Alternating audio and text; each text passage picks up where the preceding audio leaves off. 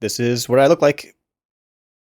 Hey everyone, sorry for the long delay in videos. I had a couple of questions about if I was coming back, what I was maining, if I was going to be doing guides again for Dragonflight. I'm going to go over all that stuff. The TLDR is, I don't know, I want to, but Blizzard is making it very hard. That's basically the punchline of the video. A little about me for people that don't know. I exclusively do Mythic Plus, no rating whatsoever. I have a full-time job. I'm a programmer, so I have limited time to actually play the game. And when I do, I want it to just be the thing that I like the most, which is Mythic Plus. Because I like Shaman so much and it was going well, I put out a guide. It did pretty well. I like that style of content. I really just like having someone go really in depth and in the weeds and really detailed into some like niche thing that only a handful of people even care about. And usually content in WoW isn't like that. Usually it's like very breadth first as opposed to depth first. So I'm hoping to do something like that again. Really, the extent of the changes for Mythic Plus are 8 new dungeons that they're going to release 4 at a time and gearing changes. I'm sort of indifferent towards both of these changes, but for me, they're kind of doing different things than the things that they should be doing. At a high level, I can talk about some big things that I hope that they work on and some realistic things that I think they really should be working on, but they're not working on. There's no great way for me to give them feedback, so my hope is that someone sees this over there and maybe puts this into the Mythic Plus feedback bucket. I think right now, there's a lot of assumptions that they make about Mythic Plus. Namely, I think that they prioritize having Mythic Plus and Raid be something that the same pool of people participate in, which means that a player like me doesn't actually fit in very well with their design. A player like me being a player that specializes in one form of PvE content, which is Mythic Plus. And I think this goes for people that primarily play Raid as well, although the game is heavily tilted towards Raid as like the premier endgame content. It's pretty easy to see on forums and Discords people complaining about having to play Mythic Plus or Mythic Plusers complaining about having to play Raid. I don't know what they think about this. They don't really tell us what their philosophy is around this sort of thing. I can only assume that they think that there's some value in supporting crossplay between the two, which closes the door to things like having gear that scales in the content that it was acquired from. You know, the game could be different. The game could be one in which you have Mythic Plus giving you Mythic Plus gear, PvP giving you PvP gear, and Raid giving you Raid gear. But that's not the game that we have. The game that we have is raiding is the end game content. The release schedule is created around raiding. The best gear comes from raiding. PvP is like this separate thing off to the side that has to be balanced around raiding. And to an extent, Mythic Plus is also balanced around raiding. We all see the egregious examples of this, like in Season 3 or 2, where Warlocks got a 5% aura buff when they were already doing 3 times the damage of everybody else in Mythic Plus. Like, things like that are just totally normal in this game. And the opposite, I don't think would ever happen, at least in the start of a patch, when things matter arguably the most. They removed 2 affixes. I don't really care about those changes. I actually had no problem with Necrotic because I felt that as a Blood DK, I had all the tools that I needed to survive on my own. I didn't really mind Inspiring either because I guess the framework that I'm using to evaluate my experience Mythic Plus is it fun? Is the experience of running a dungeon fun? That's it. That's the entire framework. Like, is it fun?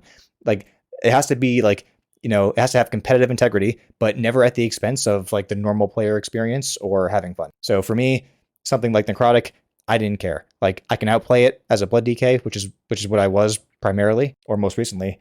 And as far as Inspiring goes, like, sometimes it can be annoying, but you can change your route to get around it. Like, it's not really a huge issue for anyone that isn't doing like, you know, super high-end keys. As far as realistic changes go, I would really like them to get rid of the affixes that are really annoying, the ones that ruin the gameplay experience. And the top 2 for me, it depends on what you're playing, but explosives, no matter what you're playing, are just a terrible affix. It makes you anxious and agitated when you're trying to play this game, which should be a fun experience. And explosives single-handedly ruins that experience, regardless of what it's paired with. But when it's paired with other things, it could be even worse. Quaking is my runner-up for having something be really annoying. I first started doing an Arcane Mage during Quaking Week. And if you play Arcane Mage, you'll know that every global matters when you're trying to get off your Touch of the Magi. So during Quaking Week, I mean, I did adapt to it, and I did learn to use my Shimmer to get around Quaking, but it's just, there's no upside to it. It's like having a little person behind you that just like slaps you every 10 seconds while you're playing your video game. Like, okay, I can dodge the person behind me every 10 seconds, but why does the game do that? It doesn't have to do that, and it shouldn't be doing that. Another reasonable change that has to happen, I don't know how to keep this reasonable, because I think every affix is a problem in this department, but there can't be bad weeks. A big problem that I have with Mythic Plus right now is that there are good and bad weeks. And having bad weeks in a game where you pay a monthly sub and all you do is Mythic Plus means that you lose, at least a quarter of the game time that you purchase from Blizzard. Having bad weeks means, as it happened to us many times, when one of us goes on vacation, we just end up missing the opportunity to play that week. And because the affixes are so unfun, it might mean that we miss out on a week where you can't even tell there's affixes, which is the only good week. Like, every affix is bad, except for ones that you can ignore, at least as far as rating goes. And in my opinion, as far as fun goes as well. And it also means that when we come back from vacation, we want to play the game, but have to play explosives, or we just don't play the game, which actually ends up happening most of the time, like nowadays. Another very reasonable change that I would love to have is finishing Shadow Priest. I want them to finish Shadow Priest. I really love playing Shadow Priest, but I can't play Shadow Priest because it's always so terrible in Mythic Plus. It looks like it may not be as terrible in Mythic Plus, but it's still completely unfinished, and Shadow Priest has gotten kind of shafted in this way, like multiple times at this point. Ideally, what would happen is they would finish Shadow Priest. They wouldn't cite their own self-imposed deadlines as the reason why they can't finish Shadow Priest. They would take the time that they need to release the content that they promise and charge you for, and then you'd be able to play the game like a regular video game. I guess that would be like my ideal. Another change related to this that has to happen is consumable bloodlust has to be equal to normal bloodlust. This is like a really annoying thing. It really impacts some people's gameplay experience because, like in my case, if I play with 3 or 4 other people on a regular basis, one of us has to have a bloodlust class, which is the reason that I actually ended up playing Shaman in the first place. If we don't have a bloodlust class, then we have to wait a long time for a pug to come that meets the criteria for the key that we want to run. That, or when I'm playing something like a Shadow Priest and I'm running solo, which does happen as well. I both run with a group and I do pug content. It's very difficult to get into pug content when you're an off-meta DPS that does not have a bloodlust, especially if you don't perform very well. So little things like that would just go a long way towards helping me play the style that I want to play. I heard this suggestion in a recent interview with Max in Mythic Plus. One that was thrown out was having some sort of Valor purchasable gear, such that once you have enough rating and Valor, you can upgrade the gear that you have to scale up to a certain number in Mythic Plus. I think that's a really easy thing to do technically. It's a good compromise between having the ideal thing that I want, that we'll go into in the next section, and something that would just make it so that someone that specializes in Mythic Plus would be better than someone who specializes in Raid in terms of gear. Like the thing that really got me in previous seasons is I only do this content and I can't get the gear that I need from doing this content only. And the Catalyst was a big help, but it shouldn't be the thing that gets me tier pieces, right? It should be the thing that helps me catch up, because the side effect of that is that when I'm doing keys for the first 2 months of a patch, other people have their tier sets and we don't.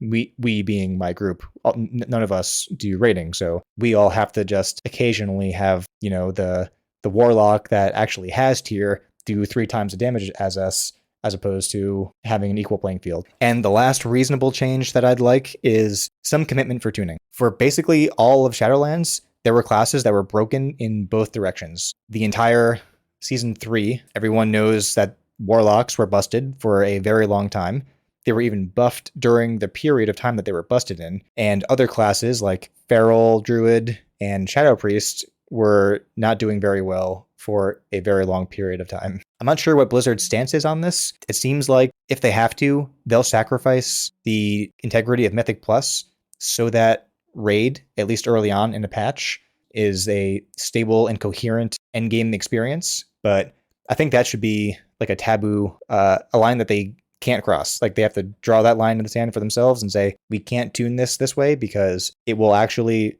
destroy the Mythic Plus meta. I would love for that to be true. That would just be a sign as well that they view Mythic Plus as like a proper endgame system, because Mythic Plus is in this weird intermediate state where it's clearly an endgame system. The loot is clearly not as good as the best in the game. It's really good loot relative to the effort that you put into it.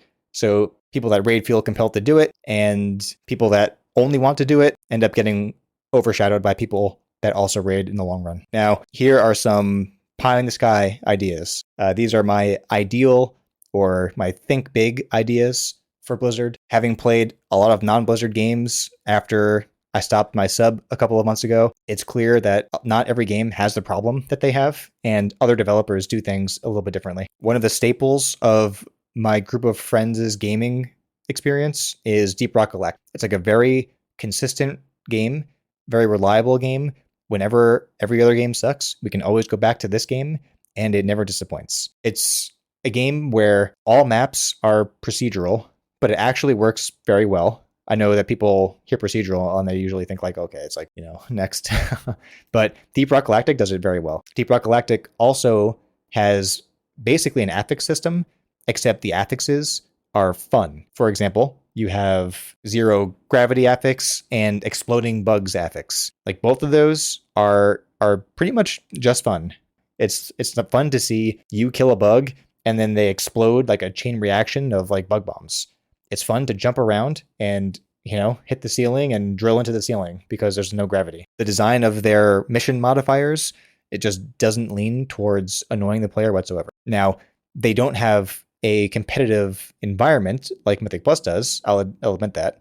And I would prefer that Mythic Plus remain competitive, but I'm not willing to say that all of these things that we currently have are okay because we want the environment to be competitive. The bar should be a little bit higher to me. That said, I am open to retiring the current iteration of Mythic Plus rating. If it becomes the reason that we're stuck with certain problems, like dungeon pools, like why do we have dungeon pools? It started off as a technical detail. They only implemented Mythic Plus for the new dungeons in Legion when they implemented Mythic Plus. And because of that, it's sort of been that way indefinitely. And after it started like that, Raider.io came and added the concept of a rating. So when you have a static pool and you have a rating and everyone competes based on the rating, you can't have a dynamic pool or every single possible dungeon at the same time, because something like KSM wouldn't make any sense. You wouldn't want to do every dungeon in WoW up to 15, right? But the rating system frames the game in that way. So if the rating system has to change in some way to allow them to be more flexible about what dungeons are and how dungeons are designed and how many dungeons you can play in Mythic Plus at the same time, like whether or not we have a pool or don't have a pool, what counts as Mythic Plus or not, like all of these things. Like potentially things could be procedurally generated in WoW, right? Obviously with the current system, it wouldn't work at all. And I think that they could probably think through some modifications to rating or a different rating system that would allow for something like that. But the current gameplay is very stagnant. It gets old very fast right now. If rating had to go to fix that, I would be okay with that. The big thing though is affixes. Every affix has to go. Like none of them are good in any way. They all exclusively make the game worse. Like it's so strange to me that like when Mythic Plus came out, first of all, it's changed very little. We've gotten a couple of new affixes, but no good new affixes. There have been some affixes that were fun, but they were usually seasonal affixes. Like those were the ones that were always the best, but those go away. A reasonable thing that they can do would be get rid of the current affixes, bring back all of the best of seasonal affixes, make those the rotation, only one affix per week, and make it 8 weeks long. I don't know if there are enough good seasonal affixes to fill 8 weeks, but I don't care. Like, like make it 6 weeks or 4 weeks. It doesn't really matter. It just like, it has to be fun. All the current affixes just have to completely go. A new framework has to be implemented such that when they're designing an affix, they have to incorporate the gameplay feel and the fact that it is or is not a fun experience for the player. Like if they can do that, then it'll be at least by definition a fun experience, which is like all I really want. All I want to do is log in and press my buttons and not be annoyed or not lose a quarter to half of my subscription time because the affixes are terrible and I can't play because it's not fun. And the last big thing I know it's been talked to death about is having gear from Mythic Plus be the best gear you can get in Mythic Plus. Like, I know they're resisting this. I know some people don't like it because they like to play both Mythic Plus and rating. I'm not saying that those are good or bad ways to play the game. I'm just saying that as someone who plays Mythic Plus exclusively, it might be the case that they just don't prioritize the kind of player that I am, and they're okay with losing that player. And, they know from experience or internal metrics that there are more players that do both M plus and raid. So it's not like, okay, like we'll lose live lock, that's fine. It could make them reprioritize how they spend resources internally. It seems like the vast majority of their time is invested into the new raid tier for every patch. They'll do that, and then they'll create all these little systems and like a new island for us to run around on. But I don't know, like after a month, like that island is empty. If they could put more effort into making content for other game modes besides raiding, like I'm sure PvP people have this complaint. Like I don't know honestly what has PvP gotten since Arena came out, like a couple of new maps maybe. That's it seems like a very underwhelming amount of content considering arenas are like 30 feet by 30 feet wide anyway. The idea right now, I haven't purchased Dragonflight. I'm not going to purchase Dragonflight until after Dragonflight is released. I'm probably going to wait until around December 12th, which is about 2 weeks after the expansion launches. I want to know, is the expansion a buggy mess? Does Mythic Plus look promising? Is there anything else relatively interesting on the horizon? I really do like playing WoW. It's the only game that has the type of combat and feel that it has. No other game competes with WoW. I don't know why. Like, I don't know why no one can do it, but like there's nothing like Mythic Plus. So there's nowhere else I can go. The question is like, do I do it or not, right? And I hope I do. Assuming it's not horrible, I'll join at that point. Hopefully all the bugs have been patched and fixed already. And I have to pick between Shaman, Priest, Mage, and Monk. I'm actually most excited about Mistweaver Monk of all those classes. My runner-up is Shadow Priest, but it seems like I won't be able to pick Shadow Priest because I don't want to deal with not getting into pugs, because my class is unfinished and I have no bloodlust. But if I get that far, then the next step will be to run all the keys until at least 20, and then try to make, for whatever class that I'm playing, another M plus mega guide. I think that's what I really like doing, is just like figuring out like the pros and cons of all the combinations of choices you can make. That process will be way more in depth in Dragonflight because the talent trees give you a lot more flexibility. I hope it may be Enhancement Shaman because we need a bloodlust and it's fun. It may not be Enhancement Shaman. I don't know. Maybe that, I know some people think of me now as like Enhancement Shaman, but really I only picked it up in this last expansion for 1 or 2 patches. So I don't feel tied to that class necessarily. But I have to say, I do have other options now as a gamer. Like I'm actually really excited for Darktide. If people don't know, it's like the successor to Vermintide in the Warhammer universe. It looks really promising. Vermintide is a lot of fun. It doesn't have a lot of the problems that Warcraft has. Me and my friends will typically focus on like one game for a series of months. So if I look at just the first 3 months of what would be Warcraft or Darktide, then the cost is actually pretty apparent. Like I'm going to have to buy the expansion for WoW along with 3 months sub because they don't include the sub money in the expansion cost. So that's going to be over $100 for 3 months of gameplay. And the gameplay is going to be the exact same, more or less, as previous expansions. So, I won't be running around in circles in Oribos. I'll be running around in circles in, whatever the new place is in Dragonflight. I'll still be in LFG. I'll still be just like scrolling until I find the thing I want to do. And once I find it, I'll still take the shortest path from the major city to the dungeon. Like it's barely even an MMO. Like like the entire game is a lobby for me for Mythic Plus runs. Like I mean that's what the experience is going to be. And that's like the core loop of it still. Whereas Darktide will be, I think, about $44. The game is $40 plus some tax. It's free to play. If it's anything like Vermintide, I really won't spend much money on it at all for a very long time. Certainly not the first 3 months. But whenever I do spend money on it, I'll just have that stuff forever. Whereas in WoW, especially now that they have a dungeon rotation of 6 months, like I'm going to lose all that effort every 6 months, and it's like it's not very compelling. Now I do like doing Mythic Plus in WoW more than I like playing Vermintide and probably Darktide, but it's pretty close. I would prefer WoW if I could, but they always make it such a hard choice for me to pick them that it's very difficult. And the other thing that I have to mention as far as cost goes is the opportunity cost and time investment of picking WoW. Like there was one week where I turn on the play reports from Blizzard. If you go into your battle.net account, you can turn on the play reports and you can see every month how much you play.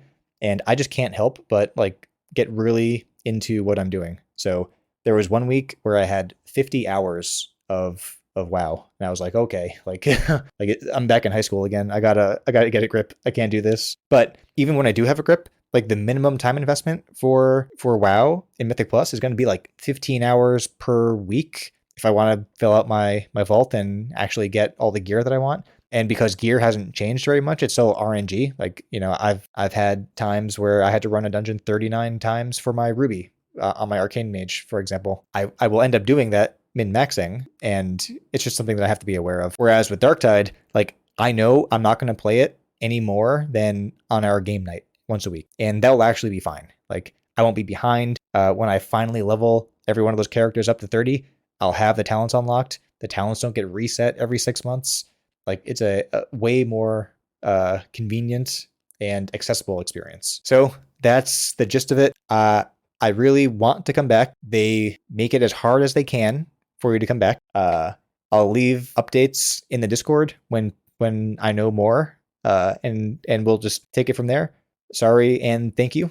No matter what ends up happening, I appreciate all the people that watch the videos, and hopefully I can make a few more and fill that like excessively long Mythic Plus guide niche that is not currently filled in the YouTube market. So yeah, okay, that's it. Take care.